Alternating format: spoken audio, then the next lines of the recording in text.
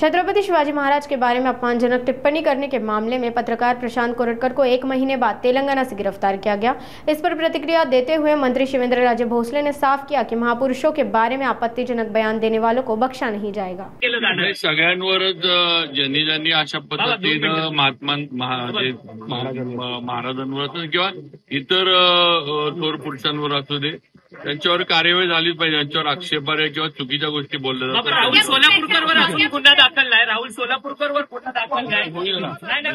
त्याला सरकार वाचवतंय का असं सवाल देवेंद्रजींनी सांगितलंय कुणालाही या ह्याच्यातनं ज्यांनी अगदी छत्रपती शिवाजी महाराज असतील, संभाजी महाराज असतील किंवा अन्य देशातले आपले जे देशाच्या स्वातंत्र्यामध्ये पण ज्यांनी तर कुणालाही अशा पद्धतीनं सोडणार नाही हे त्यांनी सांगितलं।